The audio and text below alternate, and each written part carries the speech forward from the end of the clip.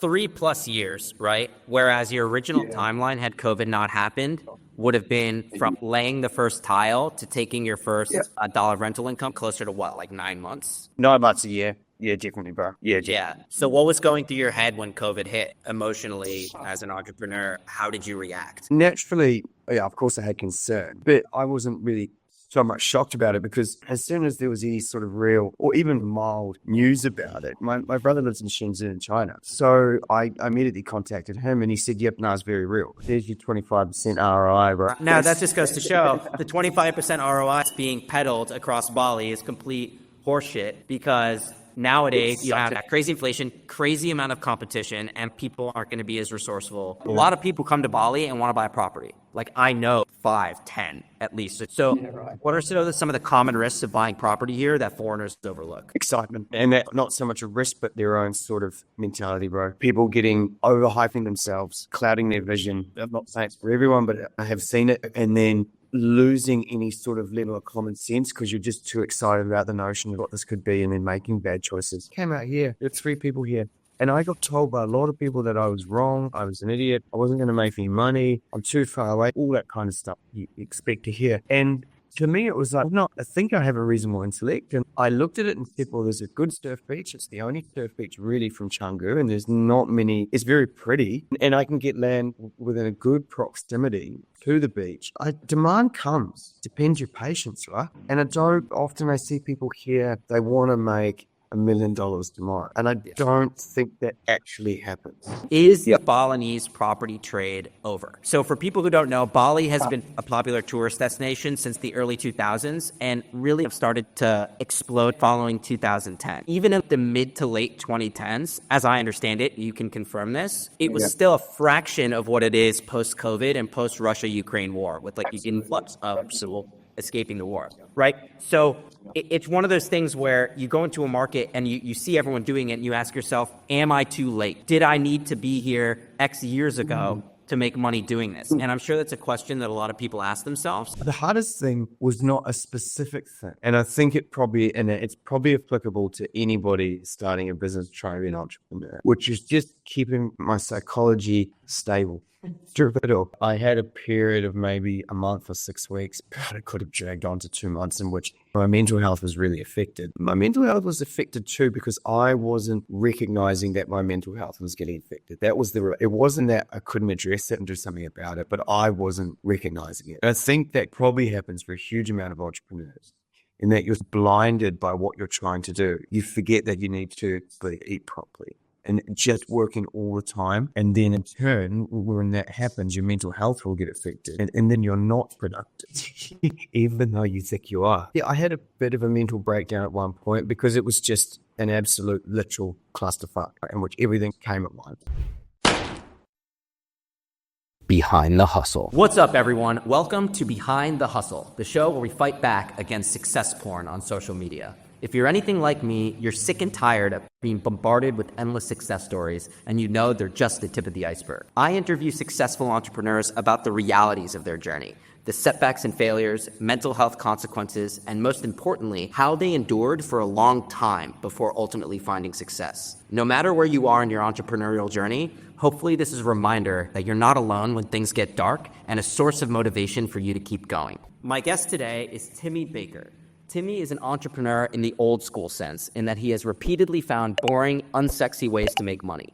He's a man with a hand in many pots, but has found most of his success in all things construction, contracting, and property. A New Zealand native, but a global entrepreneur, he has founded and run businesses in Australia, Canada, and now Indonesia. Most recently, he owns and operates the Surf Shelter here in Bali.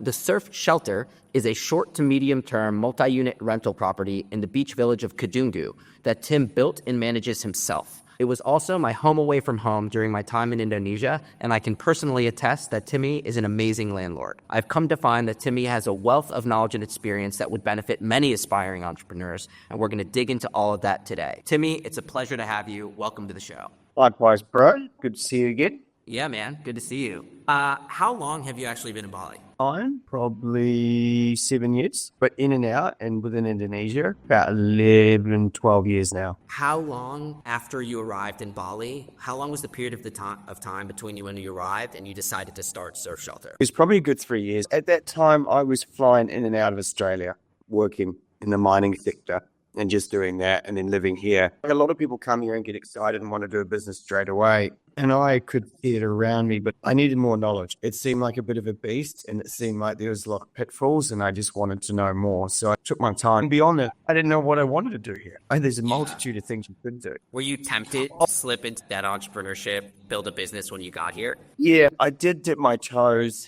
and I did work in the surfboard industry and I built a CNC machine to produce surfboard blanks already shaped. And I did that, but that wasn't necessarily full time. That was a passion thing.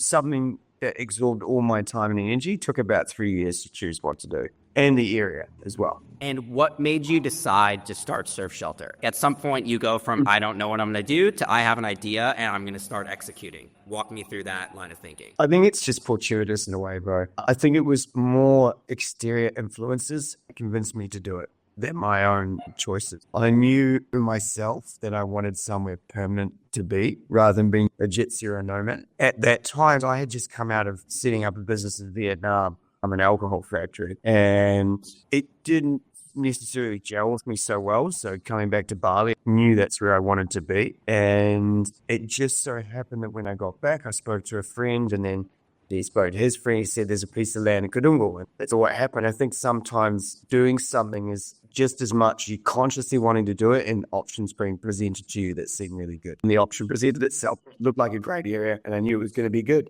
I said, why not? That was about it. And I was ready to do something on my own. So that's how I got into it. I got caught up in the dream of owning surfing accommodation. So, well, that dream has been, I can personally attest to that. I think I got a bit carried away in the beginning with that notion. You do get the notion, but it's a roundabout way. For sure. So were you positioned, you already had the building skill set and you felt comfortable jumping into something property related, whether it's buying and renting or buying a plot of land and then renting? This was within your wheelhouse. From a logistical point of view, I had no concerns. I've not had my own businesses, but worked around the world and worked in minus 40 plus 40, you know what I mean, the middle of nowhere. And with all variety of equipment. And I had built as well. I just come out of being a builder for 9 months in Australia. So that was pretty helpful. So no, it was zero concern to me at all. So so that didn't really worry you. You were presented with this plot of land and you immediately had a vision like, okay, surfing accommodation, it could really work here. There's a great surf break. For people who don't know, Kadungu is one of the towns along Bali's west coast and there's places to surf everywhere. And this place is like 4 minutes drive on a scooter from the beach. So it's a very obvious place to have surfing accommodation or people. What was your first move? Did you formulate a business plan or what were like the first steps you took to get going on this thing that started to consume a reasonable amount of your time? Honestly, I just focused on the build because you can get caught up with ideas of product and so forth. And particularly in Asia, the fundamentals are always the most difficult thing to do. And that's always going to be the most time-consuming thing and take your energy. So I was more about the structure of the place, how to build it, how to set it up, what time frame, to the best I could, what cost. And I just focused in on that. Part of it too, I always had ideas in my head. I like to dream and stuff like that. But I think if I had split my mind too much, it would have been too much, bro. So I just focused on the build, all that kind of stuff. And that was about it, bro. And then probably about 9 months into I started thinking about other stuff. But at the end of the day, I already spoken to a lot of people about accommodation. I got a lot of friends that have done it. I wasn't going into it blind at all. They said signs, marketing, whatever, this and that. At the end of the day, what are you providing someone? So my goal was to build the best thing I could with the budget I had. The way I view it is people come to enjoy it, despite the marketing. But the product's very important. I would agree with you. That demand is not really a question mark. Ben, what's this?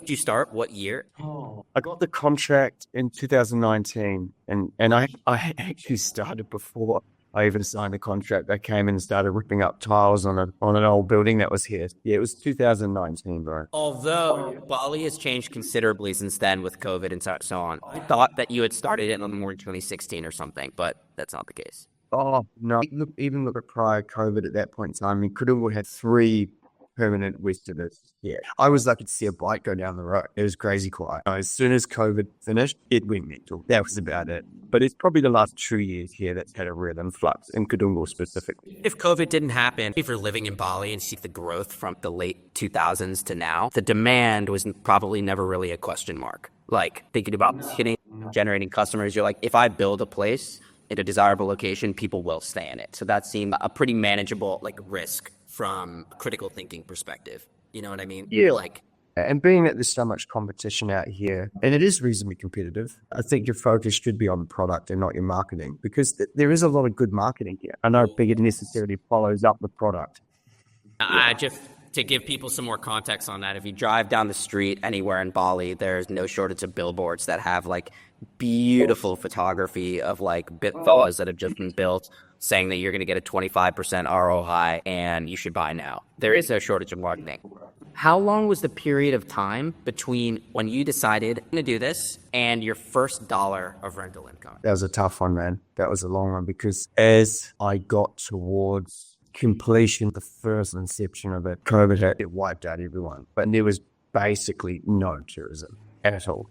I didn't get going till quite later on. So what would we be? Probably 2023, into 2022. And it was pretty scarce. It wasn't that exciting. So 3+ years, right? Whereas your original timeline, had COVID not happened, would have been from laying the first tile to taking your first dollar of rental income closer to what, like 9 months? 9 months a year. Yeah, definitely, bro. Yeah. So what was going through your head when COVID hit emotionally as an entrepreneur? How did you react? Naturally, yeah, of course I had concern, but I wasn't really so much shocked about it, because as soon as there was any sort of real or even mild news about it, my brother lives in Shenzhen in China. So I immediately contacted him and he said, yep, no, it's very real. So on the point of money, can we talk briefly about the economics of this project to the extent that I'm willing to share? Are you willing to share the cost of the land, the total cost to build it, and then how much rent you generate per year and how much it costs to maintain per year? Those are like the 4 inputs to assess how big of an investment it is. Well, I mean, certainly that's no problem. Build's a tricky one because I did it myself and I was pretty resourceful. It doesn't represent in any way what any other person would get. It would give a false perception. But I'm very happy to give what would be your median price. Now, I leased the land for about $300 per 100 square meters per year to lease. And I have 800 square meters here. And I did that over a 20-year lease. So roughly $50,000 for the lease on the land. Just so people, that's 8,600 square feet. A lot of my audience is in the U.S. Sorry, I had to convert. Speak in all things metric and I will convert them. The property is 8,600 square feet and was 300. So could you 100 square meters per year. Oh, it's not that much. Right? No. So is that monthly? Monthly. What's the total cost in US dollars to lease the land? For me, it was about $50,000 for 20 years. For 20 all in, right?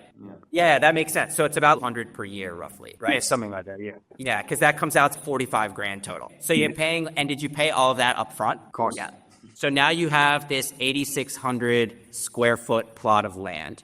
If you were a new Bali property entrepreneur and wanted to build your own property and you weren't as resourceful as Timmy or didn't have the connections or the specialized know-how to replicate what you did, which I believe, just so people know, it's like a 4, 5 or 6 unit complex with a garden and souls.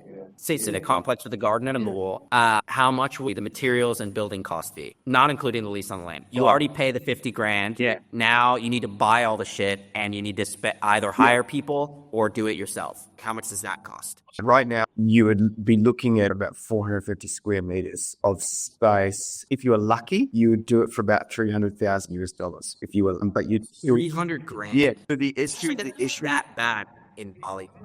It sounds like a lot, but calls and all the infrastructure, etc. That's the price. If you're not resourceful and you pay someone, it doesn't matter where you are in the world, it's going to cost. There are cheaper ways to do things, but if you were to say, I want to do it cheaper and I've got a more limited budget, that falls in the hands of watching knowledge. Without knowledge of building, you can't really work out how to do something too cheap. You've got to understand materials and so forth. So yeah, I mean, that's definitely your biggest cost. And then on the topic of the land, since I leased, it's gone up 3 times at least in value. So that 50 is now $150,000 to lease that land. If someone comes in and tries to replicate what you did today, it wouldn't be crazy for them to be pushing like 500 grand all in, right? Your success is partially a product of your knowledge and skills, partially a product of execution, and partially a product of right place, right time. So you were into the land for 50 grand. I'm assuming you got a 50% discount on that 300 grand. But that would be like another 150 for materials, which would put you at 200 grand all in. And then what kind of occupancy do you see on those 6 units? What percentage of the year are you booked out? Pretty much booked out all the time, man. Okay, and then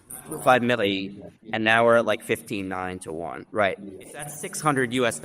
Oh, that's convenient. So 600 times 12 times 6 gives you just over 40 grand per year, and you're into the thing for 200 grand. 200 divided by 43. You make your money back in 4.5 years. Does that sound right to you? Yeah, it does. There's your 25% ROI, right? Now, that just goes to show the 25% ROI being peddled across Bali is complete horseshit, because nowadays you have that crazy inflation, crazy amount of competition, and people aren't going to be as resourceful as you were. So the only thing I could say to that, and like this is sort of devil's advocate, although I do think it's a bit overinflated, is that are there numbers based on 100% occupancy? Of course, if you do numbers like that, you could maybe say it's 25%, but it's a gamble to assume that you get 100% occupancy. I was going to say, let's talk Balinese property just in general, right? So I come here and I'm always thinking of new ideas, business ideas, ways to make money. Come to a place like Bali, and on the face of it, it seems like a no-brainer. There's just so much tourism demand here, and relatively speaking, things are still like an order of magnitude cheaper than you would see in some developed market like the US or Australia, New Zealand, etc. You look at, beach town like Kadungu, which is a bit further out than the epicenter of tourism. The tourism is growing in the direction of this town without doing any more diligence. It seems like a no-brainer. Or lease a long-term rental property, rent it out to people. You'll make your money back quickly on short-term rates on Airbnb. What are the common risks that foreigners are overlooking? Because my first thought, if this is a no-brainer, I was thinking about buying something in Bali, but there are so many unknowns. I just don't know enough about the market. It doesn't make sense. It's much safer to buy property in my home country. That's a whole separate discussion. But a lot of people come to Bali and want to buy a property. Like, I know 5, 10 at least. So what are some of the common risks of buying property here that foreigners overlook? Excitement. And that, not so much a risk, but their own sort of mentality, bro. People getting overhyping themselves, clouding their vision. I'm not saying it's for everyone, but I have seen it. And then losing any sort of level of common sense because you're just too excited about the notion of what this could be, and then making bad choices. Yeah, we're all guilty of it at some point in our lives. Maybe we romanticize too much and overlook the reality of certain things. The actual risk is just not knowing the market, man. The variation in what a piece of land could sell for in a particular area is like astronomical, depending on who comes in and what knowledge they have. Negotiation is a big thing in this country, and we don't really have it too much in the West. Not to the extent here. I honestly think people, and I don't think people too, when they come here, they speak to enough varied people about the topic. So they might meet a group of friends and then just take what their group of friends say as gospel about what values are, what might be a good thing. And I don't think that's good. Getting varied information across the board. And I find a lot of people here, they're sheepish. They follow the pack. And they don't look. When I came out here, there were 3 people here. And I got told by a lot of people that I was wrong, I was an idiot, I wasn't going to make any money, I'm too far away, all that kind of stuff you expect to hear. And to me, it was like, no, I think I have a reasonable intellect. And I looked at it and said, well, there's a good surf beach. It's the only surf beach really from Canggu, and there's not many. It's very pretty, and I can get land within a good proximity to the beach. Demand comes. Depends your patience, right? And I see people here, they want to make $1 million tomorrow. And I don't think that actually happens. Those are the only stories that get promoted. Do your due diligence on what is allowed to be done on the land. I will come across people that hear stuff in which, because land's very varied here, right? Some can be built on, some can't, or that percentage of the land can be built on, or that type of building can be built on it. And you need to do your due diligence to know what can actually be built on, because there are, of course, stories of people who get land and you're not allowed to build on, and that's a bit of a problem. So again, just do your due diligence. But the good thing is that Indonesian government has become really good with creating accessibility information. All the information is available. It's not some mystery. So not doing due diligence in respects of stuff like that, and then getting overexcited. And that kind of goes hand in hand, I think, with trying to think that you're going to make a lot of money tomorrow. And those two kind of roll together. And then perhaps buying a piece of land that's maybe inflated in price, and then coming to the realization that maybe your return is not quite enough or not as much as you thought it would be on that piece of. Because you come here, the classic herd mentality in any market. People making a lot of money doing a certain thing, but what you don't realize, and that's what I saw, it sounds like a pretty good trade, but then what you don't initially think about is that all the people who aren't doing as well as the people who are talking about how much money they're making. Is the Balinese property trade over? Hey guys, if you're enjoying this video, don't forget to like it and subscribe to my channel. It really helps me out with the algorithm. Also, if you know any entrepreneurs who went through a period of real struggle or failure before becoming successful, let me know in the comments. I'd love to interview them. The more stories we can tell on this channel, the more entrepreneurs will be inspired to keep going when it gets dark and achieve the freedom we all want in life. All right, back to the video.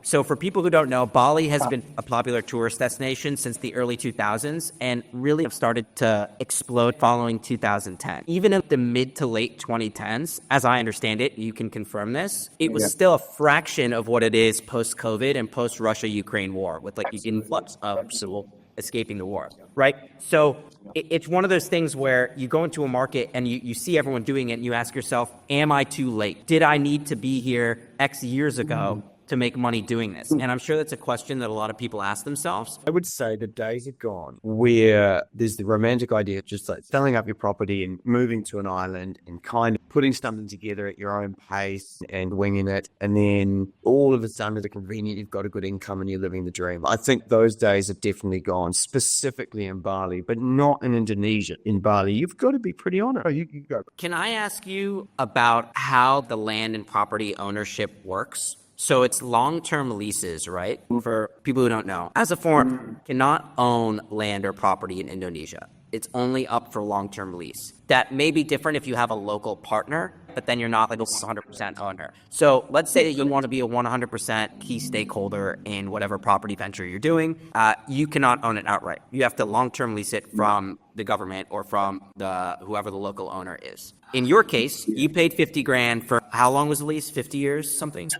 20 years. 20 years. Okay, long leases, 20, 30, 50, 199 leases. At the end, you need to make your money from the property, rental income, within 20 years. And at the end of 20 years, it's not yours anymore. It's just an asset that you're renting. What if someone owns a piece of land that has 5 years left on the lease and wants to sell it? What's the price? Do people do that? If so, do they sell it for the same price that they bought it for? Or does the price go down significantly because there's less time on the lease left? It's just a totally weird quirk of the property market in Southeast Asian countries that you don't find. Would someone sell a 5-year lease? It depends on the property, right? If it's just a standard 3-bedroom villa, it's very feasible for someone to sell 5 years left on a lease or something like that, because that person may rent it out nightly and set up a business and it still works for them. So that would happen. My property, if I ever got sick of it or I wanted something different in life, I could sell 5 years because it's a functioning, completely done place and someone could walk in and just run it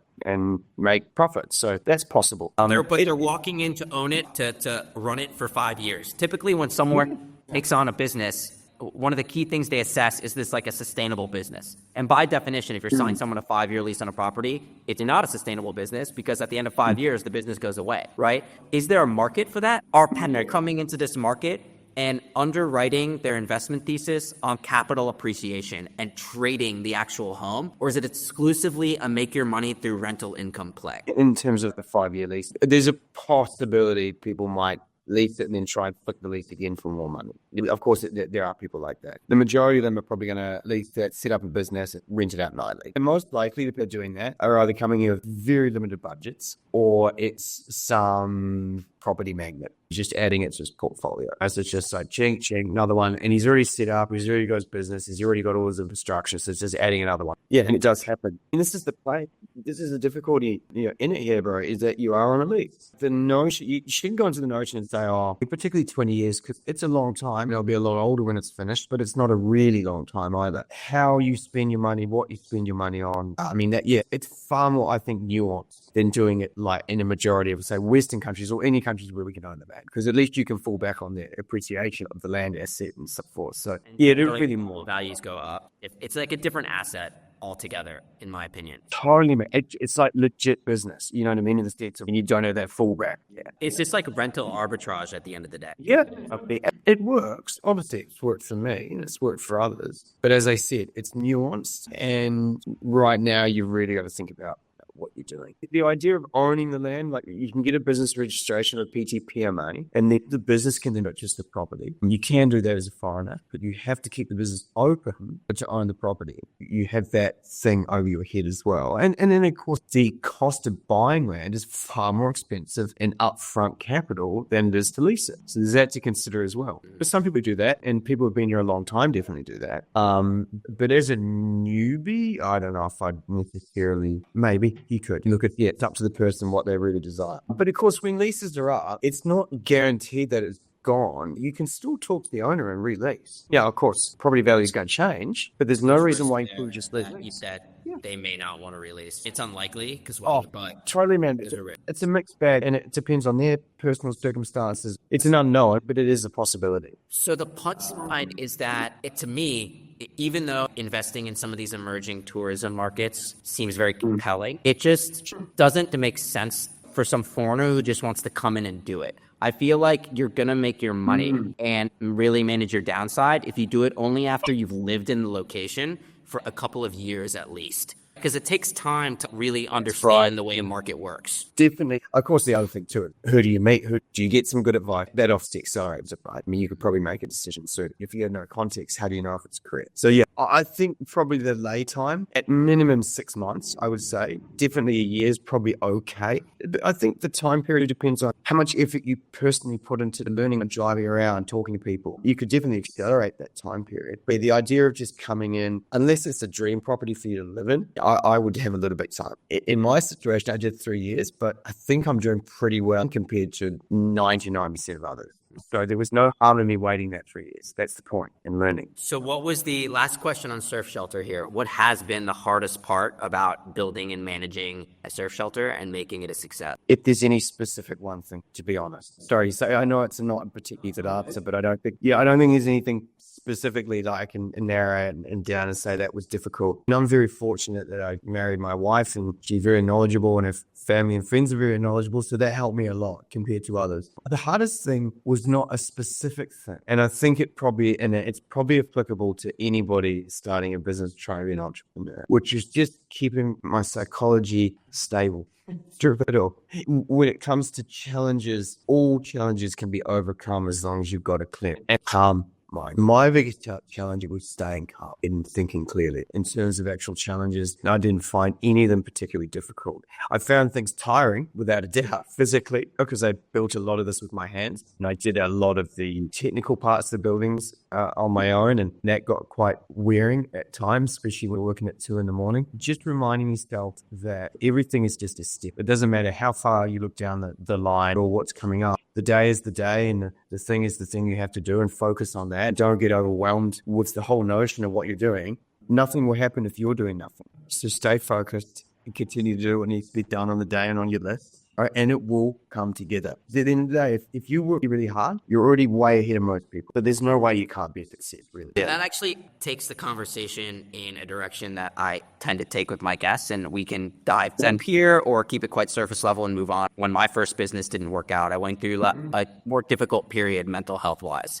And I was just looking, I was thirsting to hear other people's stories to see if successful people had managed through that. And that's why I'm interviewing other entrepreneurs about their journeys, successes, failures, etc. So you mentioned keeping your emotions in check. This question doesn't have to be related to the surf shelter. It can be related to any section or chapter of your entrepreneurial journey. But have you struggled with mental health specifically as it relates to entrepreneurship? A period of time, reasonably short, in which it definitely affected my mental health. I am very fortunate in life to have a father that's been a psychologist for about 50 years now. So you couldn't ask for a better guru, guide, angel on your shoulder to guide you through these problems.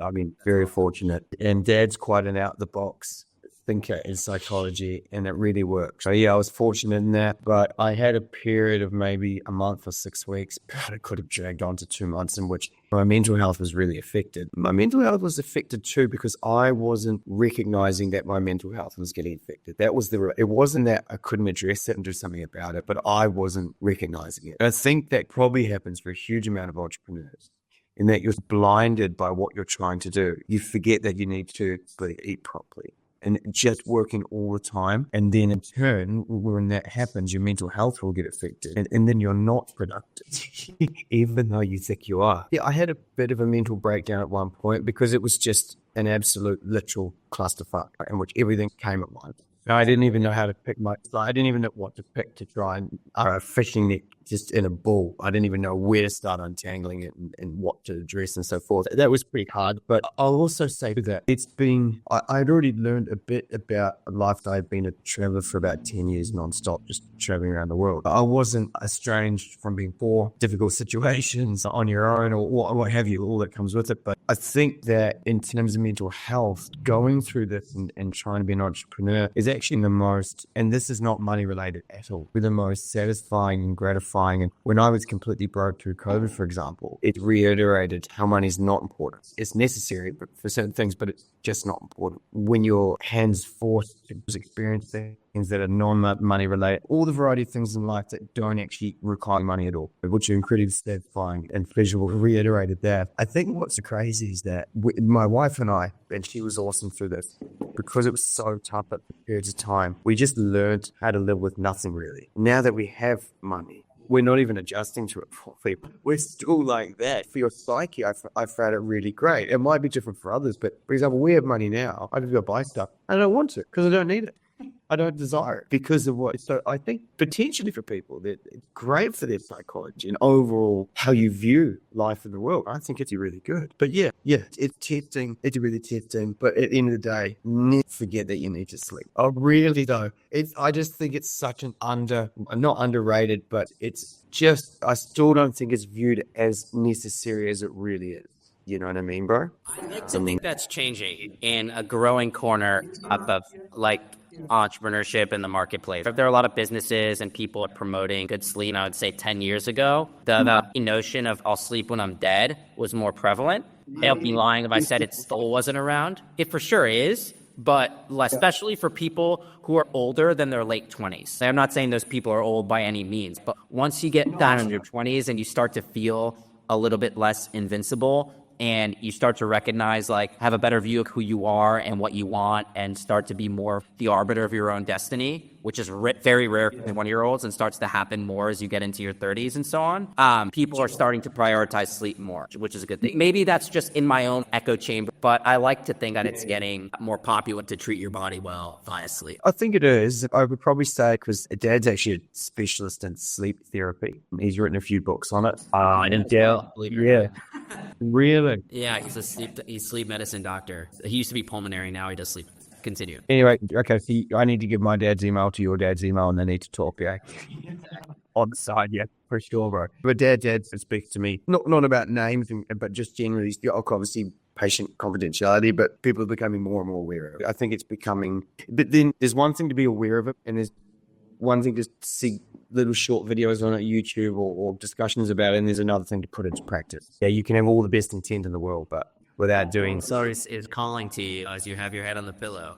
I'm guilty of it too. So what I tend to do is leave a documentary on if I can't sleep, but with no video, and just listen to it. And it's just not on. Yeah. I really like that. I really like that. Background noise, bro. White noise. Bit of information. So yeah, psychology, geez, I don't think it's long enough to get too deep into it. I wanted to explore your current business. You had a lot of experience as an entrepreneur over the years. How did you actually get your start in entrepreneurship? What was your first business venture, and how did you find yourself in that position? Just honestly, really simply realizing that what I do for somebody else, I believe is really good, and they're making a lot of money off of me. And for what reason should I continue to do that? Really simple stuff. Just recognizing what I can contribute to a company. Because a lot of places I worked for, I was taken in charge or under a shop foreman and so forth. And I thought, geez, if I can get into these positions so quickly, and obviously everyone's very happy with what I contribute, what's the next step then to do it just on your own? And I looked over it and I thought, I'm more than capable to do what my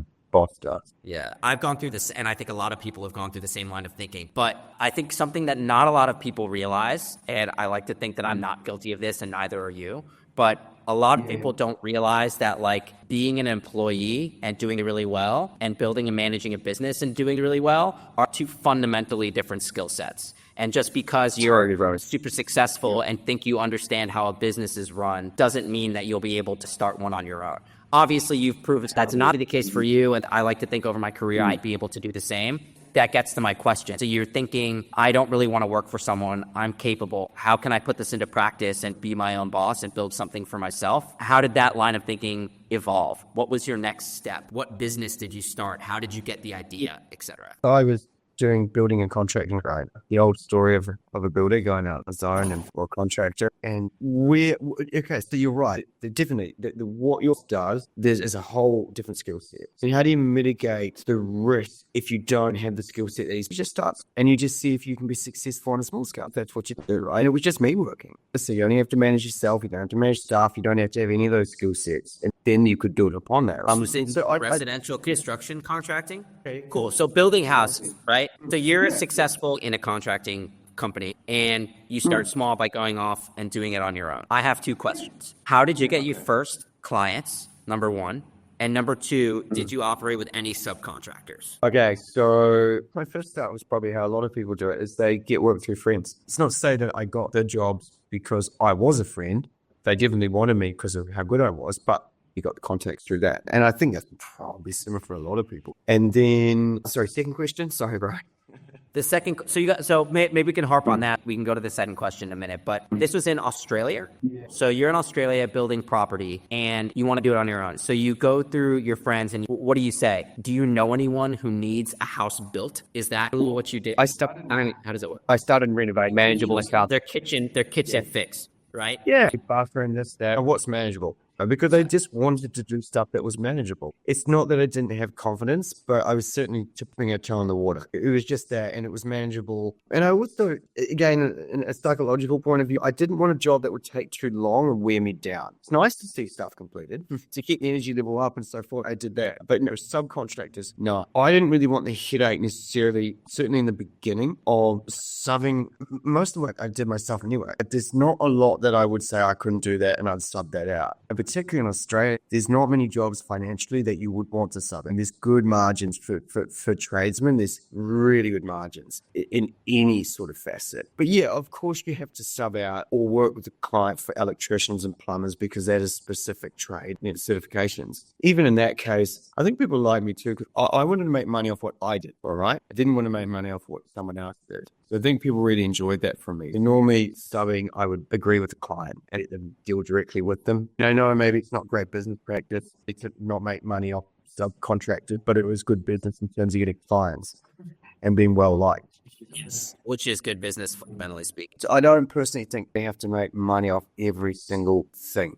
You're not making money off every single thing. Implicitly, you are over the long term if you're building goodwill and a reputation, like a base of referrals. Right? That's more money in a way. I'm not saying that you have to be an overly ethical person, but as an individual, you're welcome to draw a line in the sand and say, oh no, this one's on the house. Now I'll help this person out. Nothing wrong with that either. If you're making enough to be happy, then I think it's all right, bro. So you just got started doing some manageable projects on your own. Someone needs their kitchen floor retiled, for example. Okay, cool. So you go in there and you say, I'm going to do it for you. What does the contracting transaction look like? Do you go in and assess what needs to be done? Determine what materials you need to buy, and then price it off of the cost of those materials plus your time? How does that work? As you do more jobs, you refine your pricing system. You should get to a point where you've got square meterage. You'll be able to do a quote. But the hardest thing, contracting, engineering, businesses, even boat building, did that for quite some time. The hardest thing to do is those first few steps. I don't know how to price a job because you don't, unless you're very specific. For example, you've worked your whole life as a tiler and then you price out time, but that's one component of being a contractor. That's the hard part. And you're probably going to take a hit. It's likely you get the first one or two. So once you got your stride and you did a couple of these jobs, what was the, roughly speaking, for an average job, the dollar profit that you would earn, and what kind of margin would that be? Very ballpark. Were you earning $1,000, $5,000? Were you at a 20% margin, an 80% margin? Where was it shaking out? I think the easiest thing for me to say is what I paid myself a day, right? That would make more sense, right? You know what I mean? Look, so when I say profit as well, you know what I mean? Okay. So I was making about $1,000 a day, about 700 US. If you want to make money, get an Australian visa. But that's, I'll just say that it's also relative, right? The cost of living is quite high there and so forth. The world over, if you're a skilled tradesman, you're going to make money. If you work on your own, you're going to make money. So I think trades are underrated. I don't think it's hard work. The startup needs a building in which to start to value what this is all about. And trades are great, man. Yeah, it's good money. It's one of those professions where you can't hide behind. There's no curtain to hide behind with regards to quality. It's right there on the front. Am I good or am I bad? There's like a scoreboard on your head. And people get critiqued in the industry towards each other. It's really hard because clients can be very critical. They should be, but they can be overcritical for what they're depicting the Taj Mahal when you haven't put quite up, when you got bare pocket money. Trades is interesting in that there's a science component and an art component. At some level, it needs to be up to a certain standard, and anyone can debate you on that. If the roof is leaking, there's a problem. Then there's the next level where you meet the standard of science and the roof is totally secure. Have you done it just in the right way? Will your roof last a 21st year instead of just the 20th year? And I can imagine a lot of people within the industry get it on each other's cases about that. So this is not about Australia, but here in Bali, I'm venturing into contracting as well. I've got some stuff to do prior to doing that before I really get rolling, but I'm thinking about products and stuff like that and all the stuff that I can do now. So yeah, you've got the logistics and the baseline of actually creating the product, but then it's nuanced and there's a lot to it because buildings are and they should be art. If your finances allow it, they should be beautiful things and cherished things and things that also the people should take joy from seeing them and stuff like that. And in particular, like Japanese culture and their architectures are gorgeous. Once you get into the idea of being your own contractor in which you create a whole product, let's say, and you sell it, there's so much that's involved in it. I think to be considered really good at it for anybody who's looking at doing stuff in life. You know, I worked in Canada and I went to the States quite a bit. So I got culture there, but I feel like trades, there's a cap to it. That's as far as you can go because of the old notion of an old builder turning up in his van coming home. It trades unlimited and you can go as far as you want with your imagination. I mean, the stuff you can do. Attention. So this speaks to like exactly the next sort of question that I have. Something interesting that I've noticed in what you're saying, especially how you've started your entrepreneurial journey, is that you started effectively in services. And I think a lot of first-time entrepreneurs make a common beginner mistake of diving headfirst into a product business, right? Trying to build a product, make a ton of money, and have a brand around that whole sex of dream. What I've defined very quickly, thank God, is that the lowest risk way to start as an entrepreneur is in a services business. Okay, for me, I'm doing consulting. For you, you are doing contracting. Okay, the problem with services businesses is that they are harder to scale because they're a function of the entrepreneur's time and scaling through labor, as opposed to having a leverage selling a product on the internet, for example. So my question for you is the journey of transitioning from I'm just making good money for myself as this side hustle that I'm like starting to do full time, where I'm going from job to job as Timmy Baker, to starting to build a contracting business where you now have people working for you and you're getting some leverage payback from the market, right? Where you're starting to go from making $1,000 a day to making $10,000 a day because you have a bigger business and you're able to accommodate more jobs in a similar amount of time, right? That's what building a business is. Talk me through that transition, where you were and how it went. With scaling a service, obviously the easiest way is to become licensed to a degree, like you produce a product which involves trades, mass producing something or what have you. That's a good one. You know, it's bridging the gap from what you're saying prior and then you're skipping over that. You're using your skill set to produce a better product and faster and all those great things, right? But with scaling, I don't know how it is for others, but if you employ somebody, you still don't really know who you get them. Interview, resumes, what they say they can do, you still don't really know. Particularly in services. I always just think about streamlining them. It's streamlining everything. Like, it's all I think about. So if I've got a shop, I even consider how long it takes to walk to pick something up and walk back. You know what I mean? How things are stacked. You don't necessarily put, because that's what people normally think. You got bolts and nuts and this and that. I go, what's the job coming up and what specifically do you need? Then get it up into groups of components you need to get them put in there. I'm always thinking about systemizing everything. And when you do that, with scaling up with employees, it becomes so much easier because they've taken a lot of thinking out of it for them. Pretty well-known influencer in business. His name's Nick Huber, and his whole thing is about doing boring businesses well. No fancy, schmancy, tech, crypto, innovative businesses. It's all just boring stuff that people need, plumbing, cleaning, etc. Yeah, there's a lot of economics to take out of systematizing things, right? Stacking stuff correctly such that your employees know what to do. They don't have to think, and they can get what they need based on the schedule you've prepared for them. Now you can do an extra job per day with that extra time. And that's like a shitload of money over the course of a year. So first thing I'll say is the demon in any manufacturing business is double handling. Picking something up twice is ridiculous. So you just avoid that at all costs. And the other thing is it's just compounding good. The more you systemize, and it just gets better and better, because I even did it here when I'm building. I'm thinking like, obviously what's the most effective way to build it? I think life, if you're going to be an entrepreneur, not only does potentially your workshop have to be systemized, but you systemizing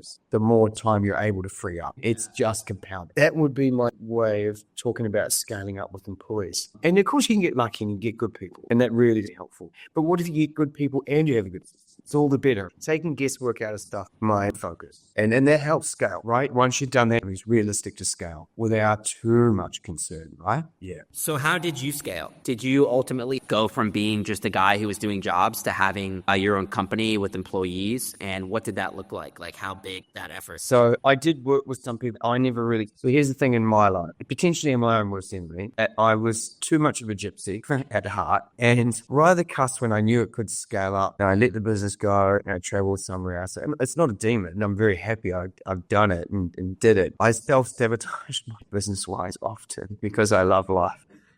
But there's some because I don't like that, right? Do you want to make unlimited money, or do you want to make some money and be happy? That definition is different for everyone. I suppose to a degree as well. I took pleasure in doing well at things, but for some time I never found the thing really love. There's components of what I did that I like, but finding stuff that I love took me quite some time. I'm on the cusp of it now. So that's probably a reason why I'm ditched it as well. The other thing is, and this could play into Bali, is that I would often leave businesses because I didn't like where they were. I didn't like the area. I wanted to love the place that I lived, you know what I mean? My life wasn't planned out, it happened. So in that respect, as an entrepreneur, I think you need to love where you are. Or get too besotted by, I can move it. You know what I mean? It's like looking forward to the track.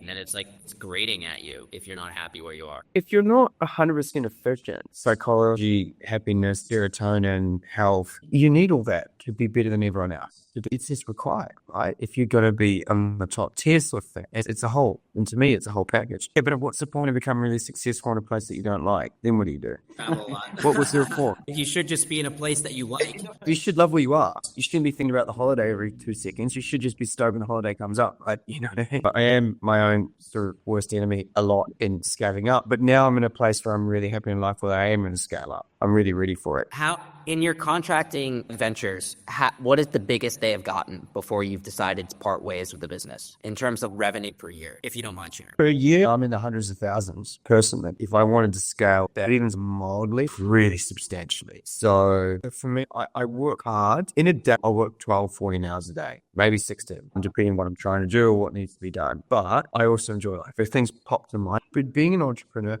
I don't quite understand, you're the interviewer, but you could give me some insight. Why is everything still locked into a 9 to 5? Humans are efficient at different times, depending on who the person is. Some people are efficient at night. Why are people only starting to realize the benefits of sleep now?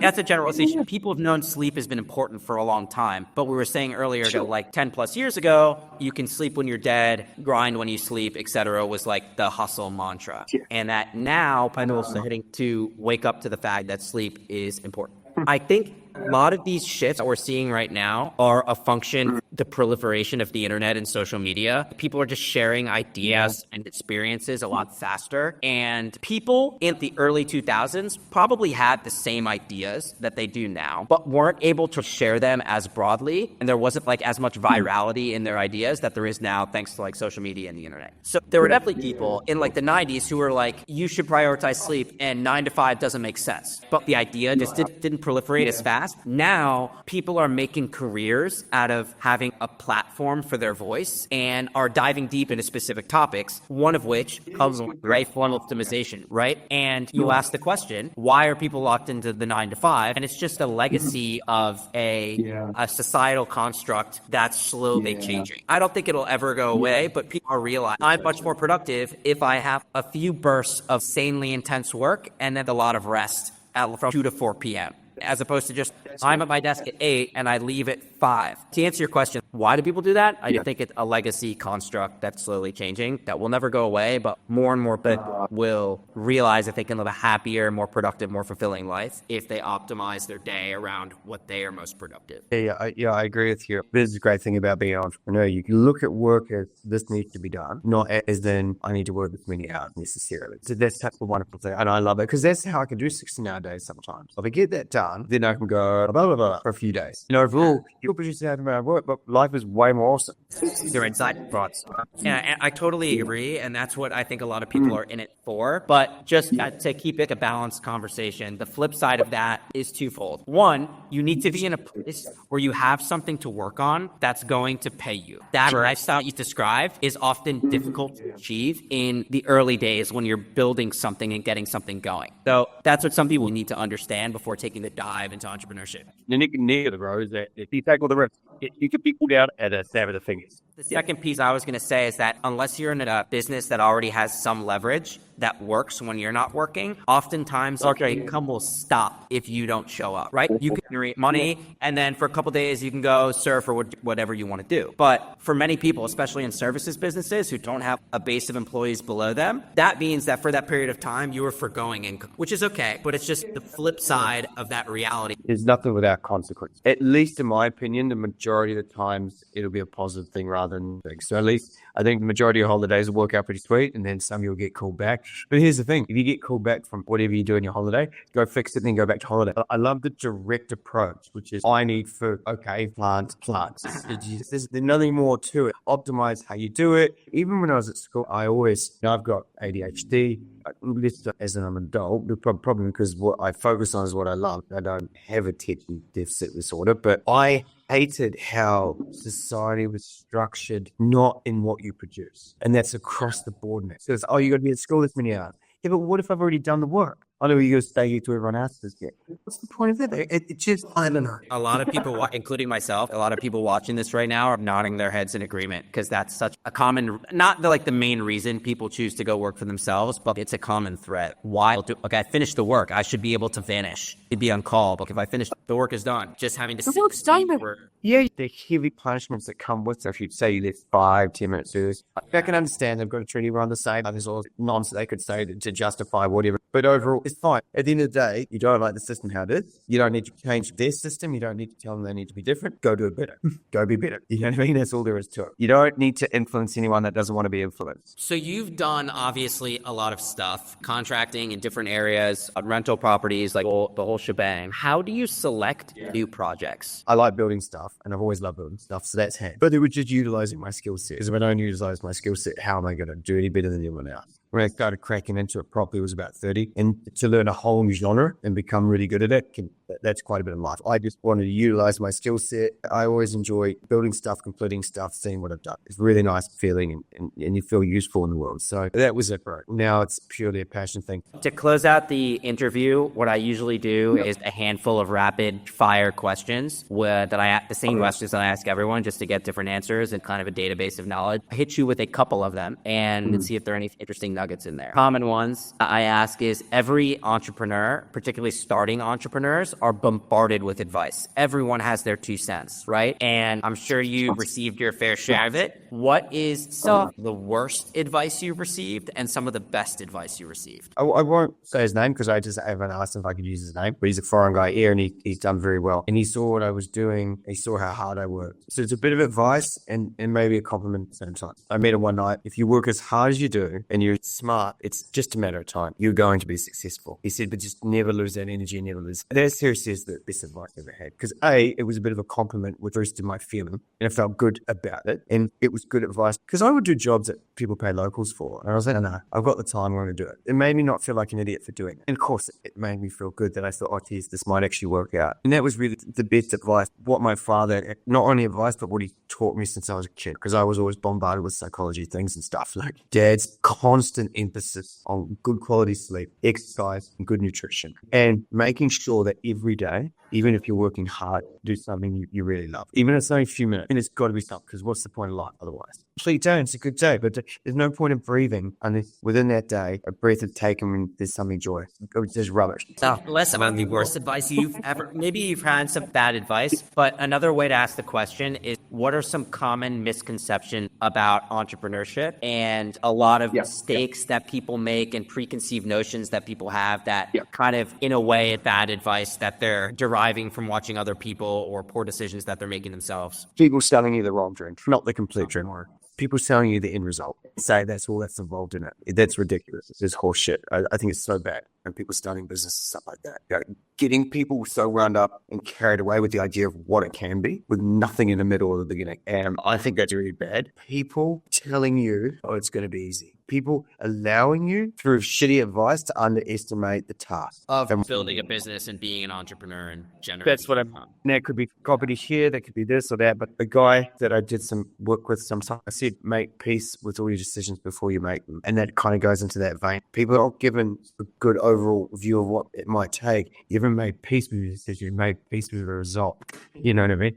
I think that's where failures will give up. I don't know, but my assumption would be that's where people fail. It all becomes too hard because they weren't prepared for it. I don't know if that's a good answer to what's the worst advice. No, there are no bad. That would be mine. More generalized. Yeah, here's a specific question for you. What are some mistakes you've made over the course of your entrepreneurial journey that at the time seemed catastrophic, like the biggest deals in the world, but looking back were actually pretty trivial on the scheme of things? Like at the time, you're like, oh my God, how will I ever recover from this mentality?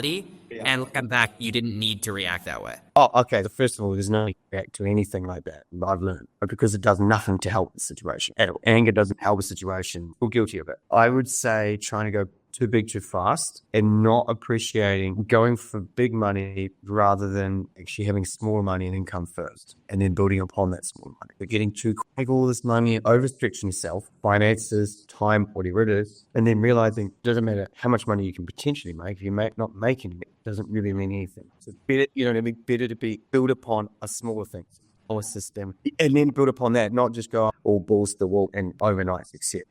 Yeah. It's go ahead. No, and also cash flow, like doing that and then not realizing how it wasn't optimal. But if I had done 2 units and had cash flow, yeah, it's not as much as you want, but you can optimize, right? Like, everything takes time and it will happen. Complete stuff in steps that are manageable and get some passive income and then build upon that. That was my mistake for not doing that. Something that I've found, like through talking to a lot of other entrepreneurs, building my own businesses, is one of the fundamental pillars of entrepreneurship is patience and delayed gratification, which fundamentally goes against something like accepting no results as you define them for a period of time in order to build something sustainable later on. This advice gets thrown around all the time. I think a lot of people, unfortunately, need to learn the hard way. So it's probably a good place to close it out. I really appreciate your time, man. It's been good talking to you. You have a unique experience and perspective that I hope a lot of people are finding interesting. So I appreciate it. Thanks, Timmy. Sure. Anything to help? By the way, I got your stuff here.